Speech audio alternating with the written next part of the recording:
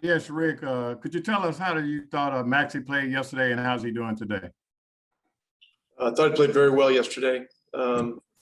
Defensively, he's got one of the hardest matchups in the world. And it's just all about scrambling around and trying to make it tough. Today he's doing well. Eddie? Rick, you mentioned him last night, your shooting coach, Pete Patton. What goes into a job like that? I mean, he fixes things that are broke or maybe need adjustments, but how valuable is a guy like that and what really goes into his job? Yeah, well, first of all, it took us a long time to find a guy that we felt was really right for the position here.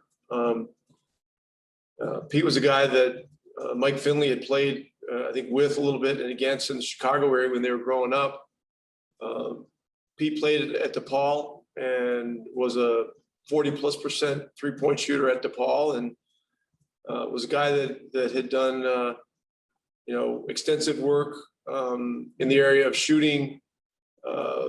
He'd been at work with the Timberwolves and had done a lot of other stuff before that. So I got a chance to talk to him, I guess it was 3 or 4 summers ago, out in Vegas.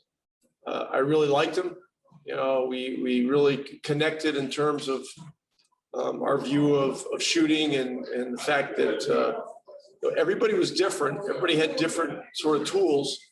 But you approach it by working with each guy kind of on an individual basis, and Pete's done a great job with that.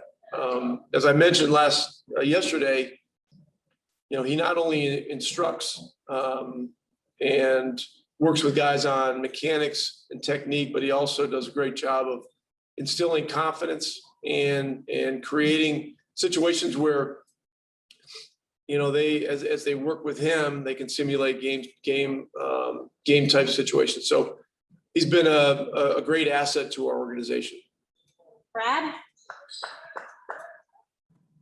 Yeah, Rick, I want to ask you about the Kawhi Leonard dunk yesterday. I guess the psychology of something like that. I think we've all seen games where a big block or a big dunk can turn the momentum of a game, but you guys called timeout and responded well after that. I just wonder, is that something you address in the huddle or just kind of rely on the players to respond to something like that? There are going to be momentum plays in NBA playoff games. There are going to be runs by both teams. And the big thing for us all year has been, responding and thinking about the next play and getting to the next play. There haven't been many fans in arenas this year. All of a sudden in the playoffs, arenas are getting pretty good numbers. For 7,000 people yesterday, this place was loud. But the reality is, a play like that is, it gets the building going, but it's 2 points. And, we've just got to respond the right way by executing the next offensive play and then the next defensive play. And look, that game, at that point in time, could have gone either way. So I really liked the way we kept our composure, kept executing, and we're able to make some plays. And this is going to be a possession by possession series. No question about it. Law? Good afternoon, Rick.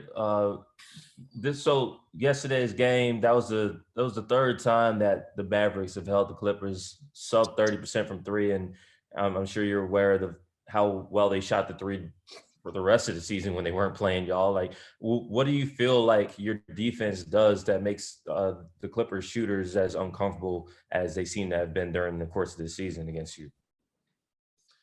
Well, in looking at the film, we did some good things rotating the shooters, but we also have areas where we need to do much better. We have great respect for their team, for the way they shoot the ball, and for their 2 superstar players. when those guys create a problem, or we get in a situation where we need to double team, our rotations have to be lightning quick and on point. And, running the 3-point shooters off the line is only one of the multiple jobs that happens next. We've got to then scramble and rebound, and in virtually all those situations, guys are not guarding the guy they were initially guarding in the possession. So there are a lot of scrambles, and we got to keep working at winning those scrambles as best we can. Dorothy? Coach, hi. How important is a healthy Kristaps to the success of this team? And what do you need to see in the next game for him to have that success? Yeah, look, I mean, he's worked extremely hard on his health, going back to his rehab from the scope, to 2 or 3 of those segments of the season when, he'd miss a few games, but he's feeling good now. He continues to work at, all the functional strength training, all the continued rehab work, et cetera. It's an ongoing situation. Maxi's situation is an ongoing situation. Guys get dinged up, and it's an ongoing situation to work at your health. I like the way KP's moving, and he did some very good things yesterday. But this series is not going to be about what his stats are or any of that kind of stuff. It's about our team and how our team performs, and everybody's got to do their job within our system, to give us the best possible chance. When he has great shots, we expect him to take them. And he's also a great ball mover and a great movement maker, with cutting and rolling and things like that. So we need him to do a little bit of everything out there. Tim? Hey, Rick, I believe every lineup you played against the Clippers had 2 big men. What do you like about the variations of the different 2 big lineups you can play against the Clippers? Was that the plan? And is it strategically useful that you still have, the possibility of going to just 1 big man at some point later in the series?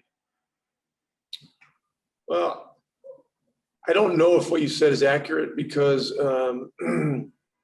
Finney-Smith is a small, starts at small forward.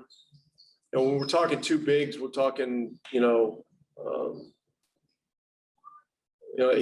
would not be considered a big in that scenario. So we went for a stretch, I think, where he was playing 4. And I think we did okay with it. Our preference is to play bigger when we can. It just helps our rebounding. And rebounding is such an important part of the NBA game. It's such an important part of NBA playoff basketball. But as we continue to move forward in the series, everything's on the table. We have to anticipate some things that they'll do from an adjustment standpoint. The possibility that Rondo could start, the possibility that they could start the game small, with Morris at 5, or they could continue with Zubac at 5.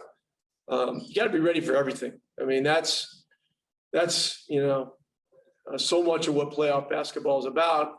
But at the same time, we've got to really make sure we're focusing as much on our team and the things that we need to be doing to be successful as we can. Last one, Andrew from the LA Times. Go ahead, Andrew. Hey, Rick. Every time you'd seen the Clippers earlier this year, obviously it was before the trade deadline, they didn't have Rondo in that first meeting. He shot it well yesterday. He shot it pretty well since he joined the team. But just what did you make of the different look that he gives them since you saw them the 3 previous times this year? Yeah, he shot the ball well all year, and he was 40% on the season coming into this series. And so he's one of 8 or 9 guys that's a 40+% 3-point shooter. Look, he's a great player. He's a great competitor. He gives them, an experience level. He gives them, a toughness, and he's a guy that always knows everything that's going on with both teams. He's always calling out our plays during the course of action, and I think he's enhanced their team a great deal. Okay, thanks, Coach. Thank you. We'll have Maxie along shortly.